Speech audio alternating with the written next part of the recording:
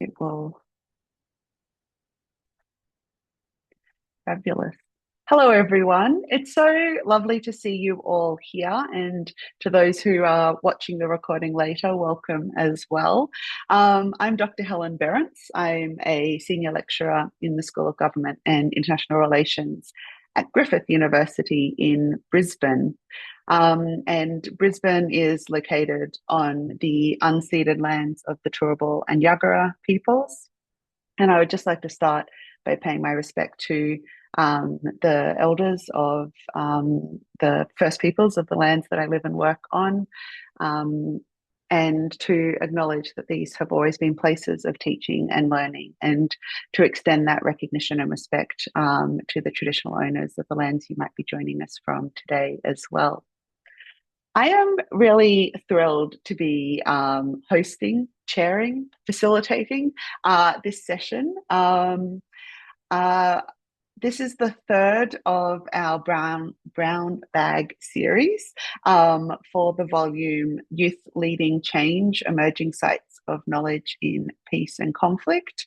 And I am thrilled to have edited and brought this project together with my two fabulous co-authors, Katrina Leclerc and Erica Yeag, who are both here today as well. And today we're going to talk to the authors of the third part of our volume. But before I hand over so you get to hear their amazing insights, I just wanted to share a little bit with you about the project and its kind of origins and intentions a little bit as well. So Youth Leading Change is a edited collection of scholar practitioners who are on the whole all young. We have 10 chapters written by young scholar practitioners and 3 chapters that are written by scholar practitioner allies, perhaps, in the space, reflecting on it as well. And the aims of the volume are to recognise and to demonstrate and to provide a platform for the knowledge that is being created by young people about young people's work in peace and conflict. We are inching ever closer every day to the 10th anniversary, now only a few weeks away, of the Youth Peace and Security Agenda. And as we mark a decade of the Youth Peace and Security Agenda, one of the things I think that this book demonstrates so nicely is that it is the knowledge and the expertise and the experience of young people that have always been at the heart and that remain a driving force of this agenda itself, and the commitments that the agenda asks governments, institutions, and other stakeholders to make, to partner with, to work with, and to respect and engage young people on their own terms and for the expertise and knowledge that they bring to these conversations. So the volume spans all continents, many different countries, and authors who occupy a whole range of professional roles as well as academic experiences as well. And as I said, this is the third part. So if you're interested and you didn't join us for the previous ones, they are both available to watch as well. The part 1 on emerging trends in this space, part 2 on the relationship between young people and states.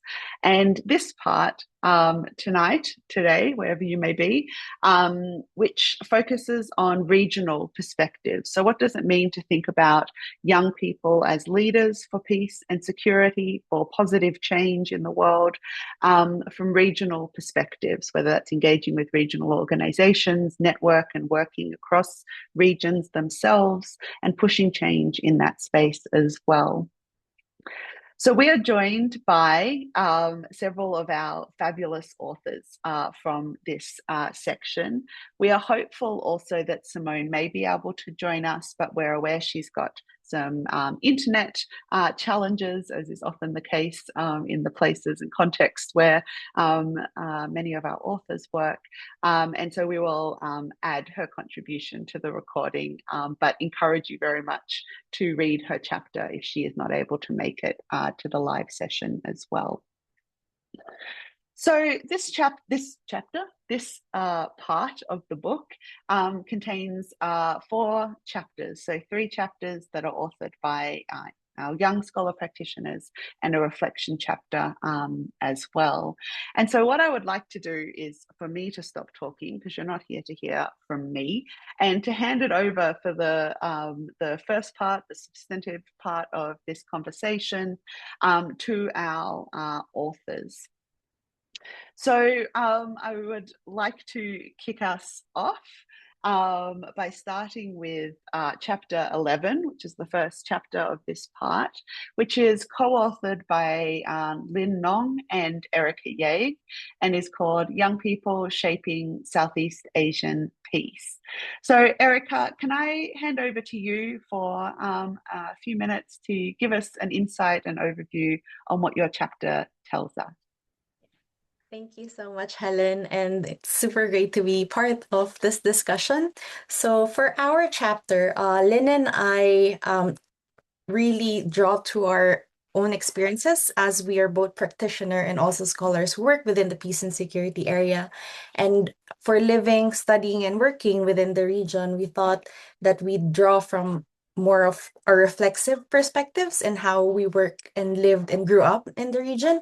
And a lot of so that's where we kind of drew the different data and information that we have in this chapter.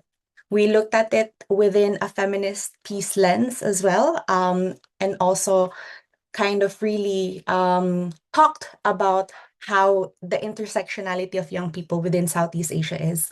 So this chapter brings out the different efforts that young people in Southeast Asia are already doing and how they utilize agency and leadership in the work that they do, but also highlighting that the region, because of the diversity of the region where we don't even have a common language, we looked at what peace meant in the different parts and countries included here, and then kind of really saw the systematic violence, which is the violence of exclusion of young people. So I guess that's basically, sorry for talking too long about it, but I'm sure we'll have more time later to for questions and about it. But yeah, that's basically the chapter in a nutshell, and trying to kind of like bring out that there is a different kind of violence and peace being done within the region itself. So yeah, thank you.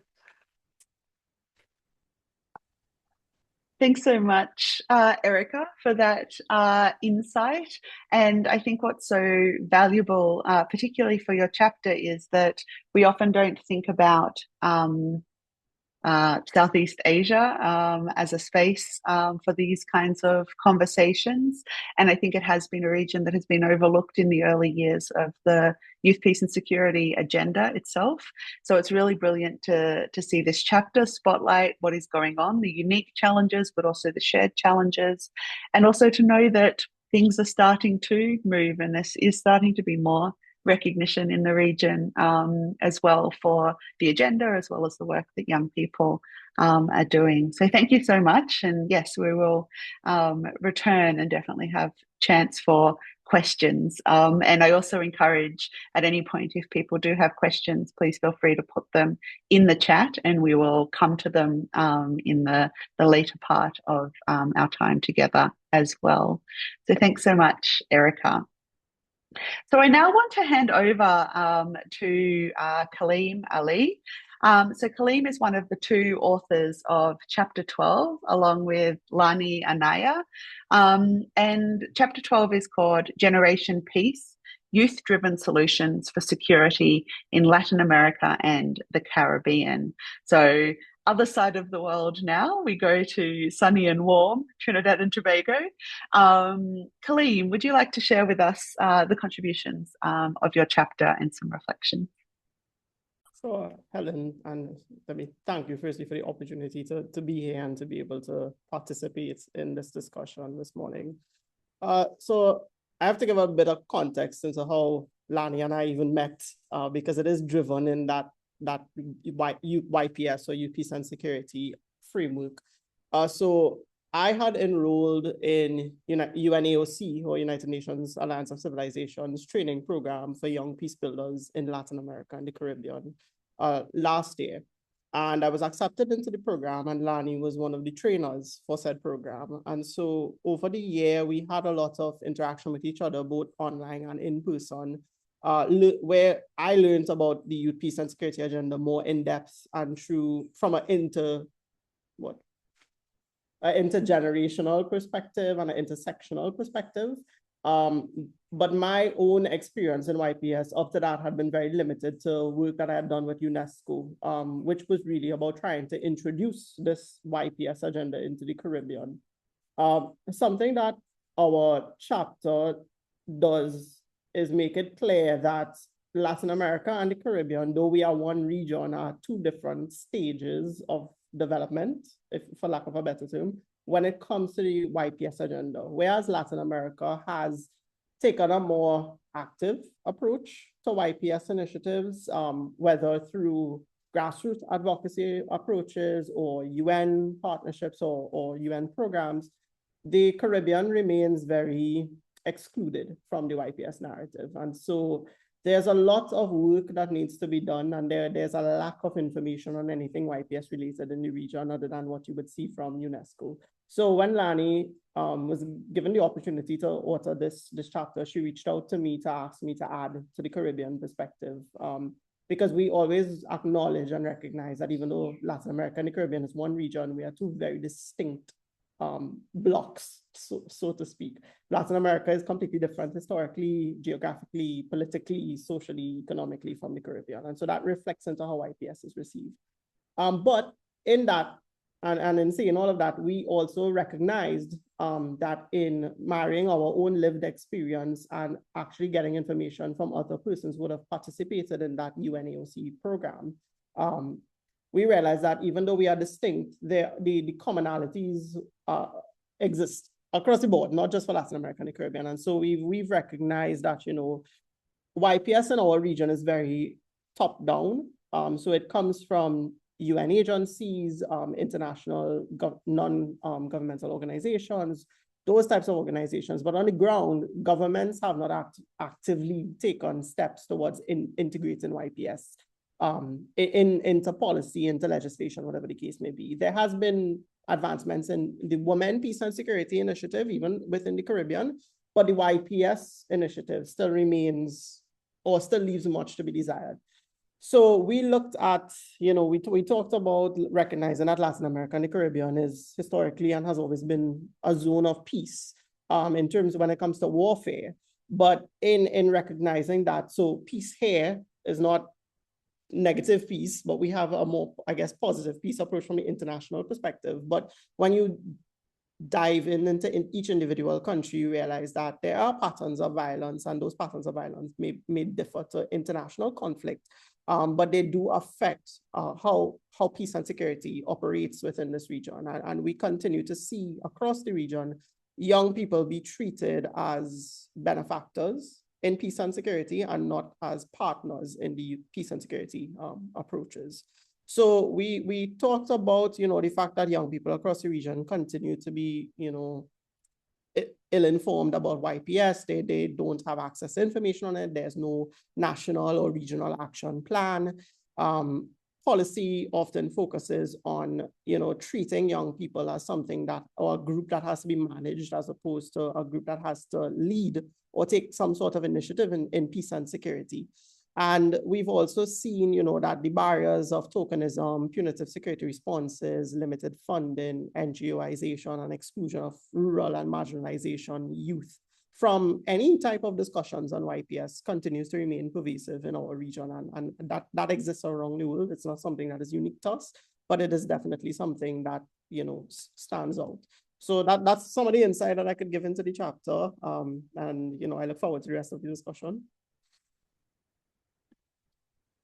Thanks so much, Colleen, for that insight. And again, I think it steps very nicely from Erica and Lynn's chapter as well, in terms of an overlooked region that struggles with its own particular challenges and dynamics. And I think we often overlook the particular toll that violences in the region in Latin America and the Caribbean take specifically on young people when we're talking about these things, and equipping and talking to young people who are working in this space, I think is so important for being able to kind of meaningfully move forward in ways that put young people in the driver's seat, right, and recognize that they're already leading that work that you and Lani canvassed so nicely in your chapter as well. So thank you so much.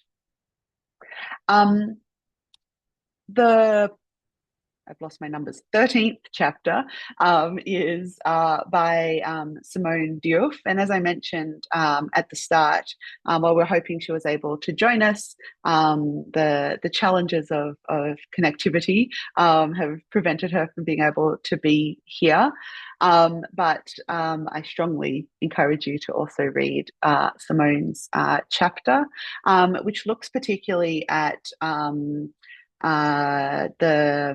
the efforts and successes of enacting national action plans on youth peace and security, particularly in West Africa.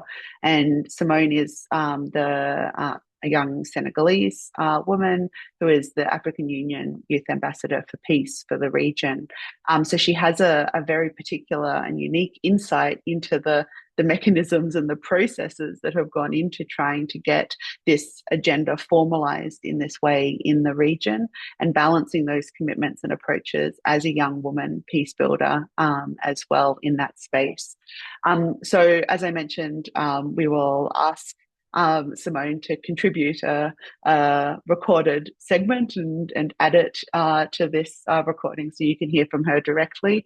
But I just want to make sure that her insights are also part of this conversation, because I think it's a very different context, obviously not without its challenges, but from that which Erica and Kaleem have described, because West Africa has been a very quick and loud and enthusiastic adopter of the agenda in many ways, governments and the region as a whole, the African Union as a whole as well.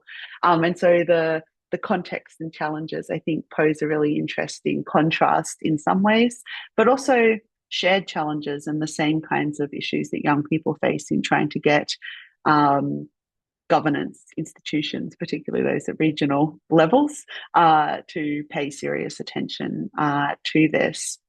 And so I'd like to move to our last, but very much not least, chapter in the volume as a whole, which comes from Selena Del Felice. And Selena offers us some reflections in the book as an ally who has worked for a long time in this space, particularly reflecting on what these three chapters offer conversations. So I'd like to hand over to you now, Selena, for insights, reflections, provocations, whatever you would like to offer us. Thank you, Helen, and thank you, Helen, Erica, and Katrina, for putting this amazing volume together, because a lot of the lived experiences of young people are seldom documented in their own voices, and by making it a volume, somehow you make it exist, because if not, it happens. It seems that as all these experiences and all this knowledge doesn't exist, which it does. So it gives recognition, and we hope that there are more volumes like this when you have the energy. And thank you for the invitation, because it was really a truly learning experience for me to read these chapters and participate in the process. So my chapter is short because a lot was really well put and well said and explained in the other chapters. But it just comes to maybe 2 or 3 really clear messages that stood out to me when I was reading them. The first one was like the commonalities of the challenges, this deep deeply ingrained beliefs or negative stereotypes about what young people, young women can do and should do in decision making, and even more in peace and security, which is very traditionally, considered very technical, very political, very sensitive. So that was one, all these very, social norms, how they were barriers to participation. But the most inspiring realization was how through the three chapters describe very creative, innovative, and very brave ways of addressing this. And we clearly, the violence of exclusion, this culture, and all these like deep beliefs that have been built over millennia are really being deconstructed, like brick by brick, step by step, by all these meetings, proposals, initiatives that happen at national, but also at regional level. So there are examples of how young peace builders and people reach out to their colleagues struggling with the same issues, but we have this idea, and then connect across borders through different meetings and a lot online, and how they say, well, how can we learn from each other to address these barriers? So they're proposing sessions in regional events, or Erika, you worked and other colleagues on an online course for ASEAN public officials. So you were, really setting the agenda, and whenever you saw a space, or not even a space, like an opportunity, I would say in Spanish, hueco, a hole, and then say you fill it in and you propose, and then in that way you move the agenda and you move things forward. And one thing that was quite interesting to me on this creativity is that usually in regional events and spaces, the countries they compare each other with, oh no, you are the leader, you have done it. They want to look good, and sometimes they make commitments and promises, or they say, well, we've done this and that.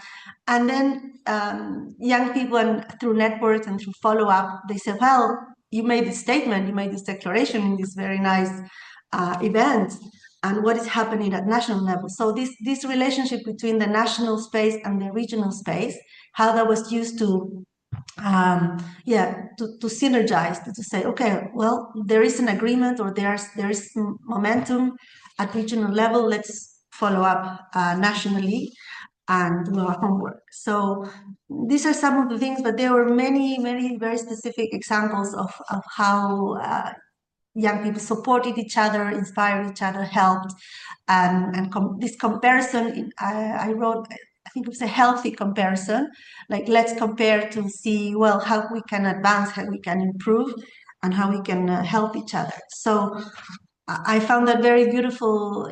I mean, happens in many social movements, but I think this generosity of sharing and building knowledge is very special to youth movements and youth organizations who are not so still established or egos. They share, they do things together. They don't care so much about the hierarchy, the titles. They just do many things.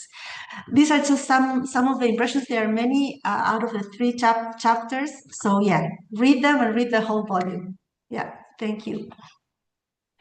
Thank you so much, Selena, and thank you for your contribution and support for the volume as well.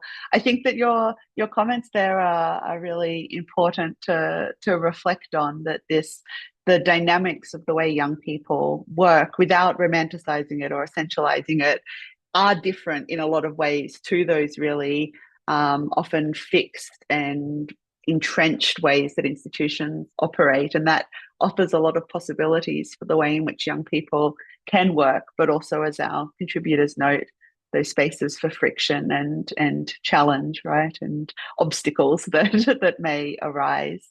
And the other thing that I think is really important out of what you've noted is that while our book may separate part 2 on state relations and part 3 on regional engagement, these things are not separate, and that young peace builders navigate those spaces and play them, off against each other when useful and kind of together when useful as well. And I think this is a really nice way actually to bring Simone in, who has managed to connect and join us now as well.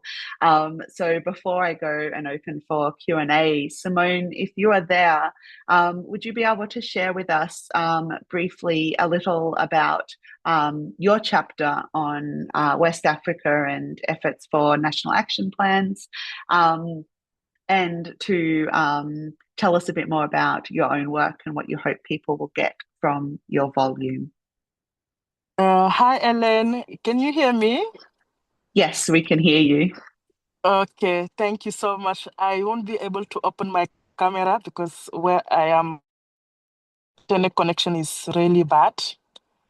Okay. But yeah, Well, I'm it's okay. Your definitely voice happy is to. the important bit, so we love to be able to hear you. Please share some Okay, insights from your chapter. thank you. Thank you so much. Good afternoon, everyone. I'm Simone, and I'm very delighted to do the key insight.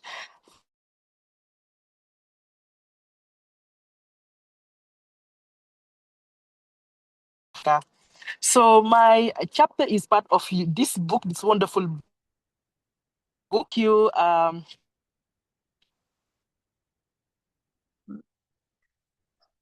We keep losing you a little bit, both my Simone. I don't academic mean to and cut you off, but I just want to make sure that we're actually able to hear you. So shall we, those of us with cameras on, shall we turn them off for a moment to see if it just gives Simone some bandwidth? And otherwise we'll find another tech way to do it. Simone, over to you again, to see if we can hear you this time. can you hear me? Hello? Yes, we can hear you. Okay, nice. I will just try to be very, very fast.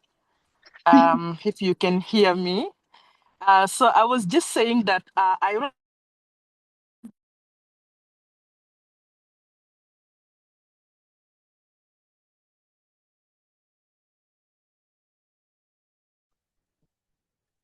No, we've lost you again, Simone. I'm really sorry.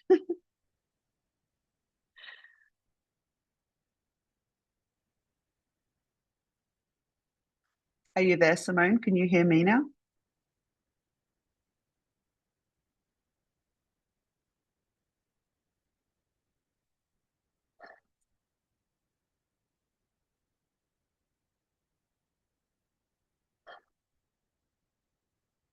We're just seeing in the background if we can get Simone connected, perhaps through WhatsApp.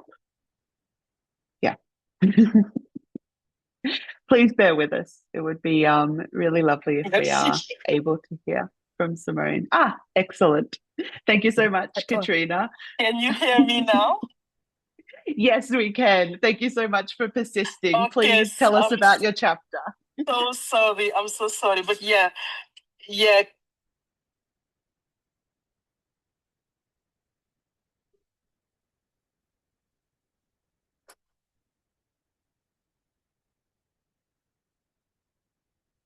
Response lies in one tool, National Action Plan on Youth Peace and Security.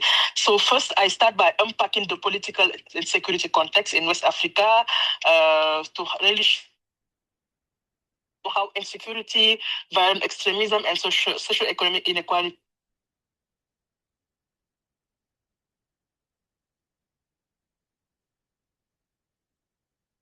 how West African youth. Yeah. Second, I also explain why implementing the White Peace agenda is essential for our region. It's not symbolically, not as a slogan, but as a strategic and economic necessity. So young people in my region are the demographic engine of West Africa. So ignoring their participation means undermining peace, development, and stability. And third, I really analyzed the central role of the African Union. I highlight how the AU has actually become a global leader on youth peace and security through the Youth for Peace Program Africa, the Continental Framework on Youth Peace and Security, the Annual Peace and Security Council Session, and the initiative like the IAPS and Wise Youth. And the AU has created a normative foundation that member states now use to build their national action plan. In my chapter, I also look at youth leadership in West Africa. So this is one of the most important contribution of this chapter. I show that progress of the YPS agenda didn't begin with government. It began with young people. So as you know, Nigeria adopted its national action plan. The Gambia had completed. Benin, Liberia, Senegal, Niger, Ghana are developing their own plan. And the rise of youth-led coalition like WANEP, RAMP, Peace of the Gambia are also movements that show that YPS in West Africa is youth-driven and not state-driven. And finally, in my chapter, I examine the momentum around NAP development. I give really concrete examples from the field, what is happening in Senegal, in Niger, in Benin, Liberia. I really show NAPs are more than documents. They are really political tools that are used by our member state to create accountability, structure, coordination, and bring young people to the table. And I find it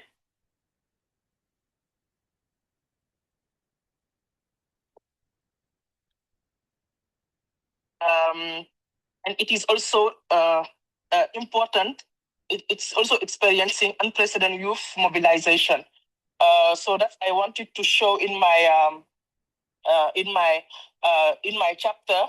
And I think that for me, what makes this chapter innovative somehow is that it is maybe one of the first regional analysis connecting national YPS processes across West Africa, and it integrates my insider perspective as the African Youth Ambassador for Peace, rarely captured in academic literature. And I also bring a clearly articulate feminist lens, highlighting the realities of young women peace builders, and it can also offer concrete, actionable recommendation. And for me, this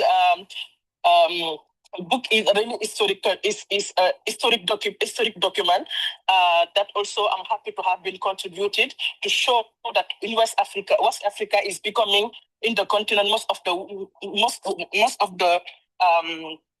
most dynamic region when it's come to the youth peace and security agenda. I will share my I will share my talking point to Katrina, and maybe if I have stable connection, also try to share the video I make this morning. Thank you so much. Thank you. Thank you so much, Simone, for persisting and for sharing. I know that the connection is not good. You're very busy with work, so I really appreciate being able to join, and to Katrina for enabling it. There were many applauses and hearts coming on the screen for you.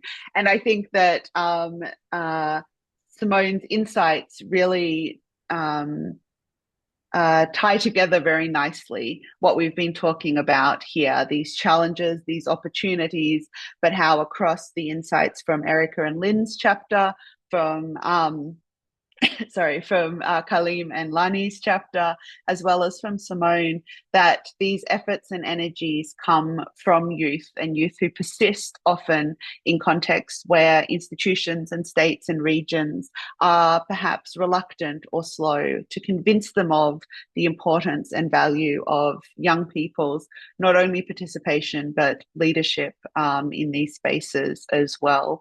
And obviously, as Selena has pointed to, there's a lot of energy and informal knowledge sharing, and these things are so core, but many challenges that still remain across regions, and of course ones beyond those which the contributors focus on in our book as well.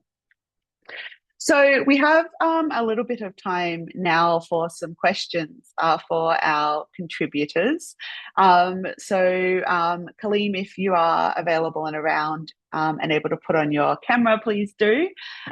Please feel free to share in the chat or raise your hand to use your voice. We'd love to hear from you as well. While people perhaps are thinking of a question or getting their thoughts in order, I've been involved in this book for months, and every time I hear people speak, I'm like, oh, here are all these questions I want to ask.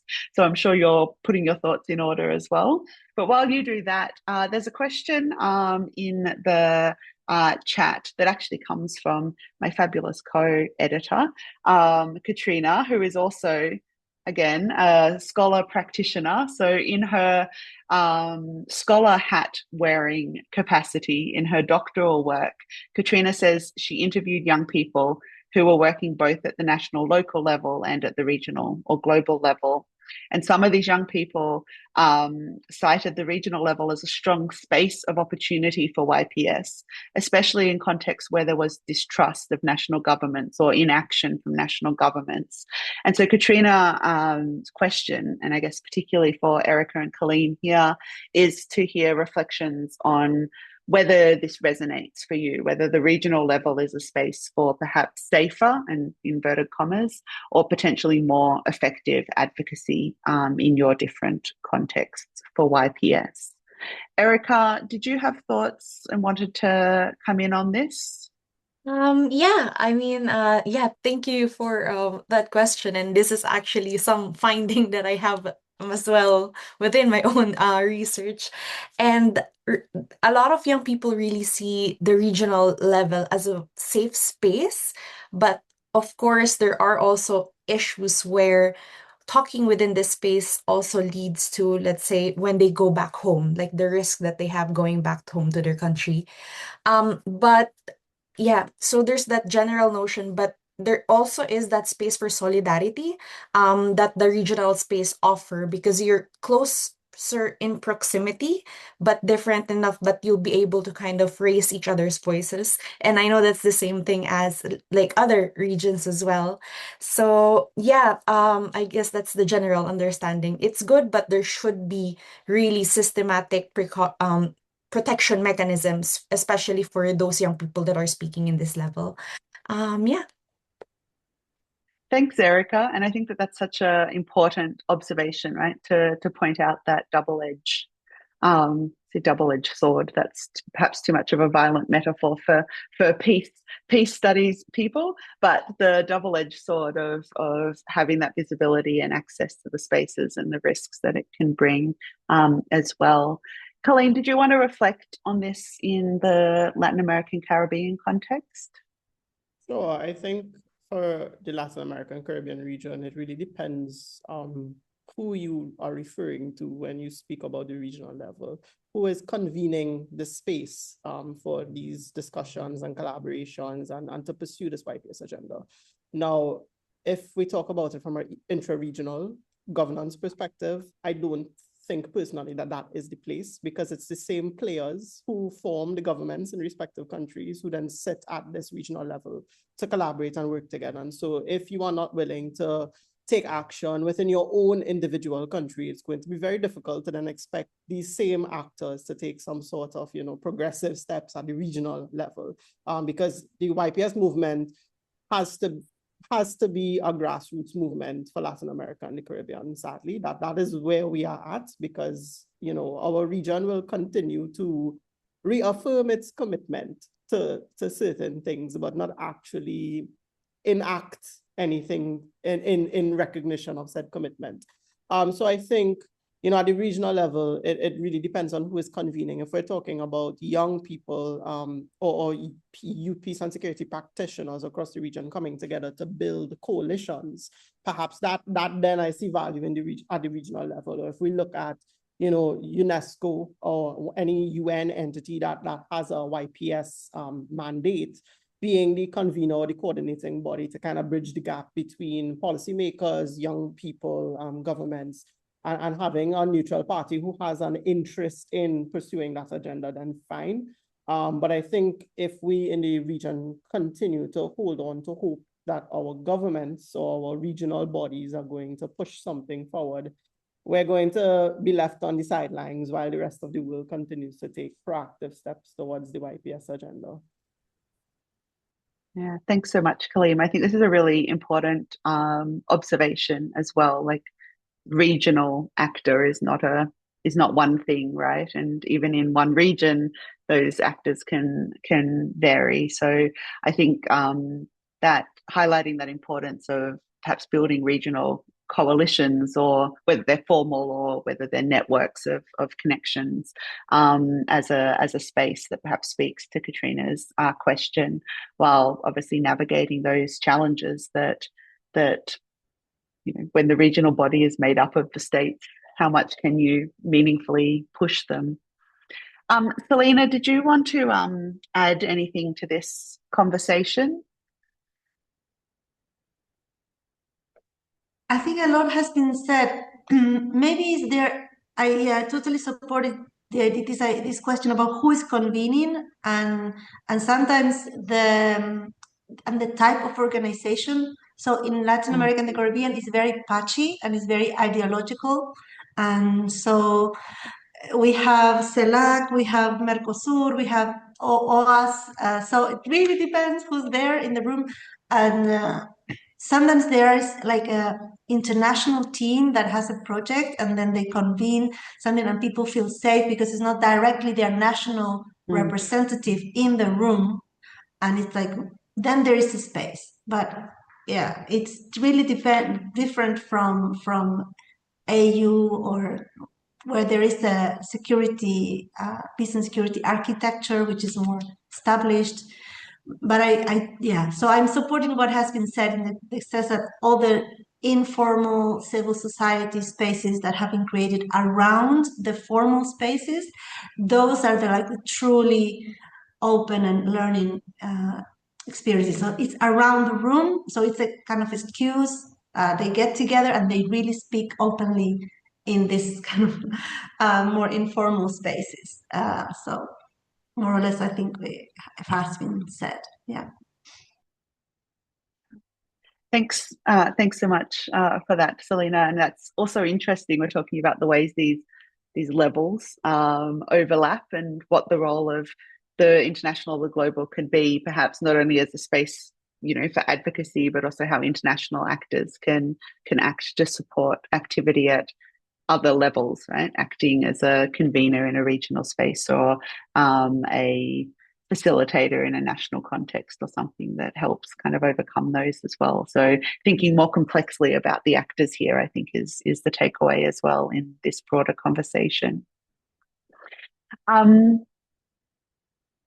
There are two more questions in the chat, and we also are approaching the end of our time, which must be, we must stick to it to allow other meetings to follow that people have to go to. So I might offer you both Caitlin and Stella's questions by way of, take what you would like to answer, Erica and Kaleem in particular. Caitlin and Stella, do either of you want to use your mic and read them out, or would you like me to read? Just come off mute if you would like to. Hi all. Okay, yeah. Excellent. Hi, Stella. Please. Hi everyone. Thank you so much for organizing this event. And back to my question. I'd just like to know if you find in your advocacy or putting together the research, if the WPS and the YPS agenda is complementary or has been helpful entry points in your advocacy, as I imagine you have faced some challenges, of course. Wonderful. Thank you so much, Stella, for being here and for your question. And Caitlin is asking us to think forward about opportunities for the next decade.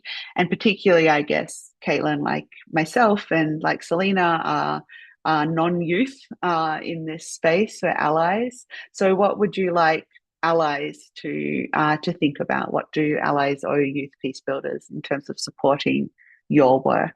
So the two questions are around YPS and WPS as entry points, and then looking forward and what you would ask of allies.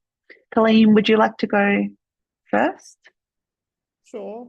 So to answer Stella's question on YPS and WPS agendas being complementary or helpful points in advocacy, I have to be honest and say that, but for my engagement with UNESCO, I would have absolutely zero clue as to what YPS and WPS are.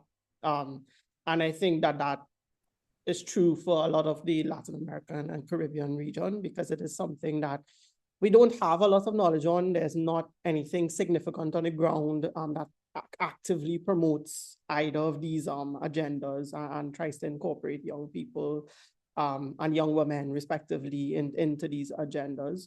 So, and then these agendas are also written in technical language. They're rooted in UN declarations, which are things that the average young person does not understand. And in the age that we live in now, young people also don't take the time to actually sit and then try to break this down to understand it. If it's not something that they could resonate with, understand, or see themselves in, they're not going to take an interest in it. So I think that they may be great frameworks, but again, it depends on who is the intended audience. And if the intended audience is youth, and you want youth to be partners and be agents of change, then you need to approach YPS and WPS from a youth-centric approach, and not from a technical or policy language approach. In terms of Caitlin's question, the opportunities or what do we owe young practitioners? I think that we owe young practitioners a collaborative spirit. Persons need to be willing to engage with, listen to youth, and not engage youth in a tokenistic way, which has been the norm for the region, where you just have young people in a room to tick a box, or you have a one-off session every year to discuss youth peace and security, but there's absolutely no follow-through or plan of action that comes out from those conversations. And I think in terms of, where do we go in the next decade, that part of the question, I would really like to see from a higher level, the UN actually create a special purpose organization dedicated to youth peace and security, because the mandate is really split across UNESCO, the UN Youth Office, UNAOC.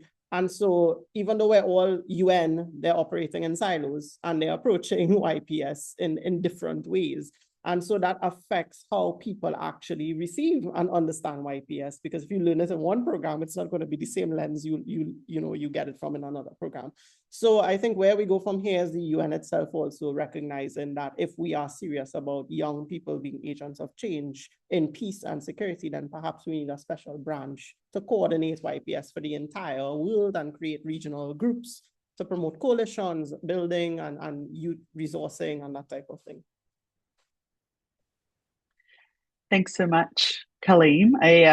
A strong call for that kind of coordination and engagement, perhaps scaling up some of the things that young people are already or doing and pushing for. Erica, over to you for your reflections on Stella and Caitlin's questions. So I'll be very brief as well regarding WPS and YPS. So of course WPS has been far earlier than YPS in the region in Southeast Asia. They often see WPS as their older sister or their auntie, depending on who you ask. But it's more of the lessons learned from the women's movement in terms of how they were able to push forward for different agendas that they were pushing in the region. So we found out here in Southeast Asia that a lot of the allies are actually women's civil society organization that open spaces for young people to kind of take their space as well. So there is that type of mentorship. And I think that's the one way that WPS and YPS is actually working in the region. For instance, we have even from UN organizations, it was UN Women that actually held the hand of the YPS for the ASEAN YPS study. So we see that kind of collaboration between women and the intersectionality that the YPS brings as well in terms of age in the discussion of WPS in the region has been super useful. So, but there's always that, like, I'll go out on the negative side as well, which is the possibilities of like depleting resources in terms of which agendas gets what.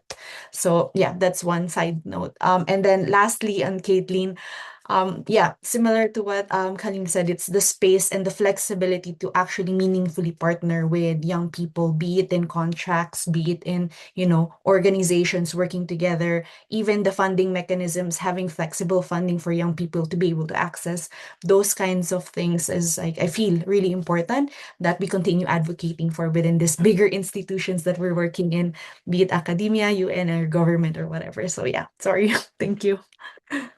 Thanks so much, Erica and Colleen, for those responses. Really, really valuable. And Simone has responded as well for us in the chat to note that in West Africa, and thinking about kind of the siloing of who's working in these spaces, that West Africa has a UN agencies working group on YPS.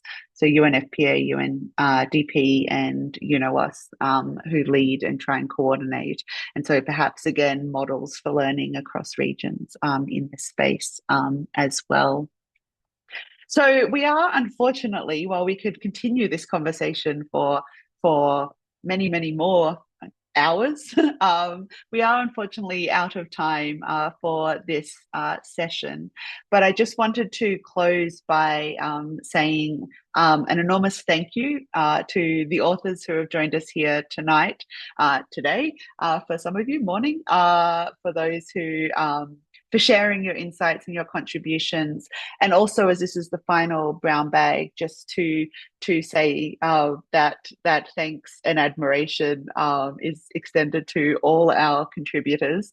This has been a true joy of a project to work on, and the kind of dream project to do as an academic working in this space. And it would be impossible without Katrina and Erica. There is one more event we do have planned, which is being kindly hosted by the GCYPS Knowledge Management Working Group. And so this will be let's say next week, 2 weeks' time, on December 3rd, where we're going to put the book in conversation with some practitioners and some people who have been experienced working in this space, to talk about the value of youth-led knowledge creation, both as practitioners and as academics.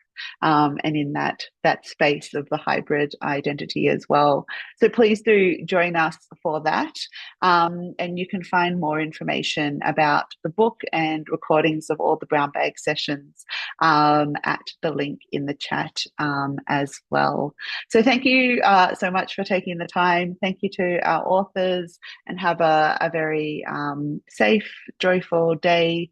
Good sleep for those who are going to bed, and I hope to see you online or in person again soon. Thank you all very much. Thank you so much. Bye-bye.